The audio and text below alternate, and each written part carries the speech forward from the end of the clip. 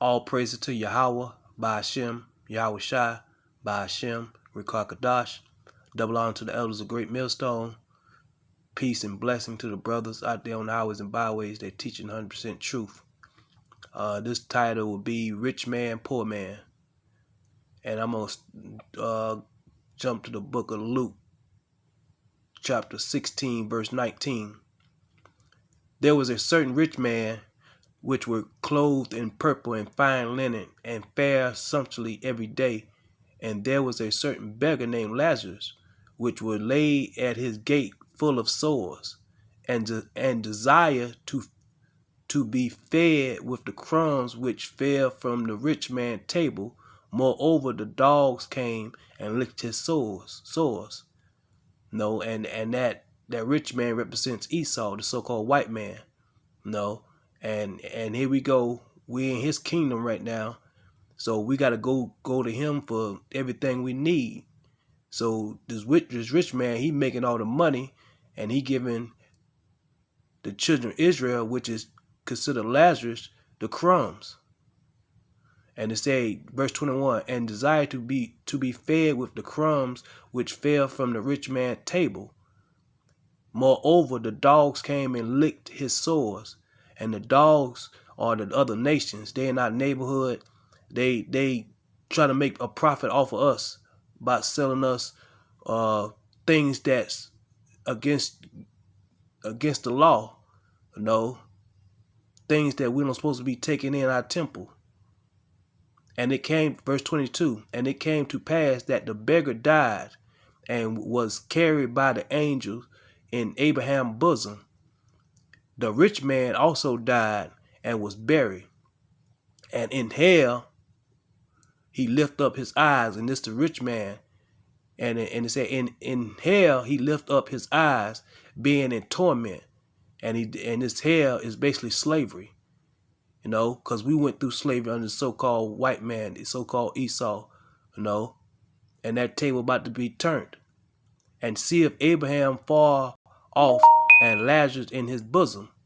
And he cried and said, Father, Abraham, have mercy on me, and sent Lazarus that he may dip his tip of his finger in water and cool my tongue, for I am tormented in this flame. And verse 25, but Abraham said, Son, remember that thus in thy lifetime receivest thy good things. And that's right, because so-called white man Esau, he receiving good things right now.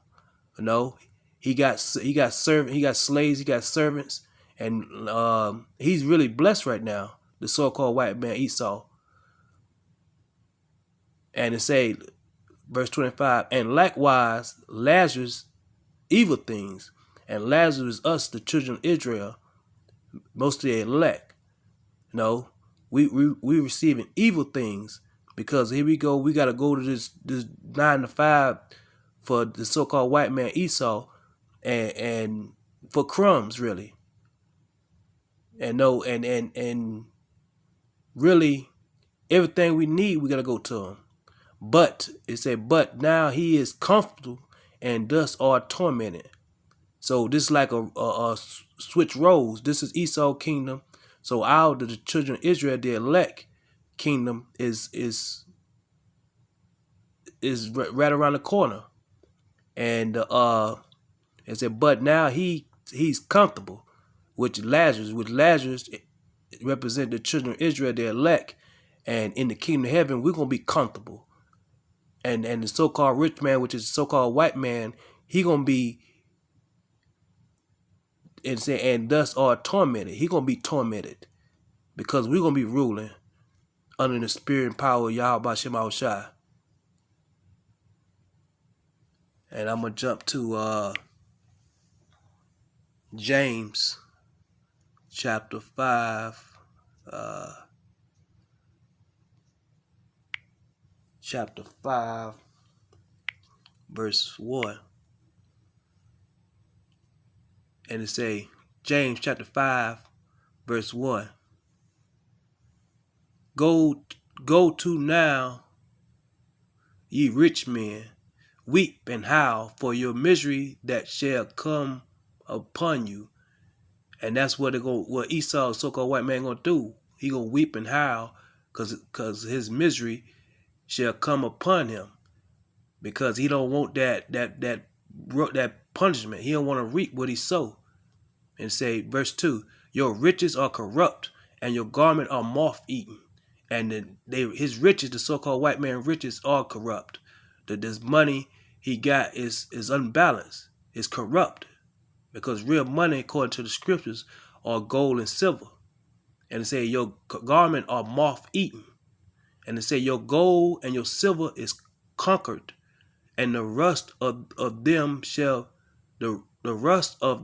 be a witness against you, and shall eat your flesh as it was fire.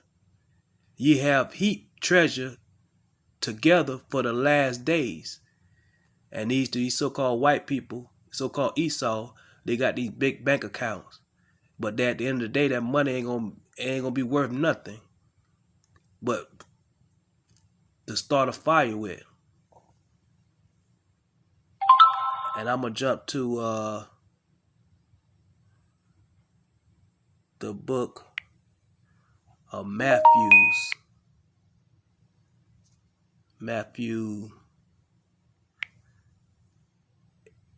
8 and 11.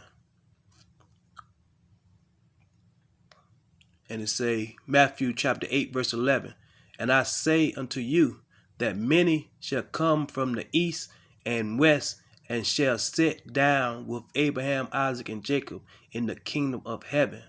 And that's what the kingdom of heaven is for the children, the elect, the children of Israel. No. And it say that many shall come from the east and west, and shall sit down with Abraham, Isaac, and Jacob, which they're gonna keep bringing us. They're gonna be bringing us gifts and precious stones and jewels and all that, gold and silver. Let me jump to Isaiah.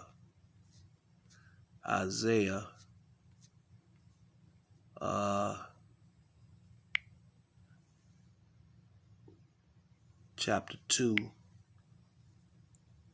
verse 2.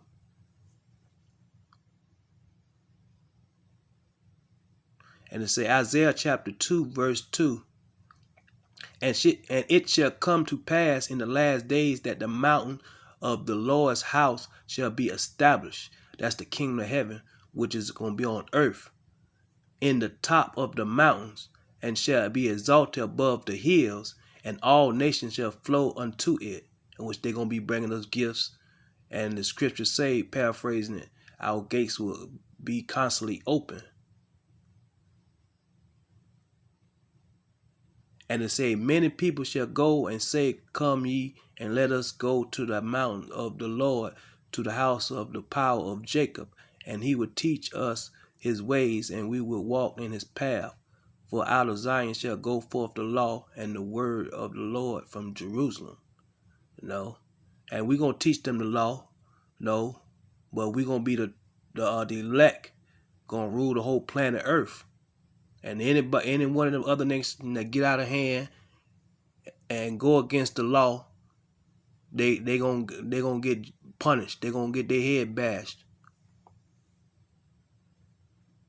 Let me go to jump to Micah.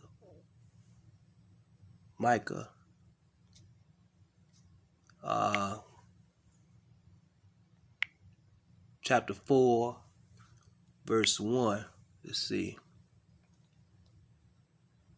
Like I say, Micah chapter 4, verse 1. But in the last days it shall come to pass that the mountains of the house of the Lord shall be established in the top of the mountain, and it shall be exalted above the hills, and people shall flow unto it. And they're gonna do that. The other nations, they're gonna bring us gifts all day, every day.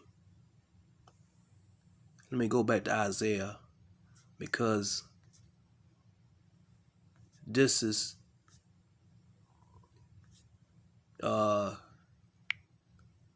This the true meaning of being saved.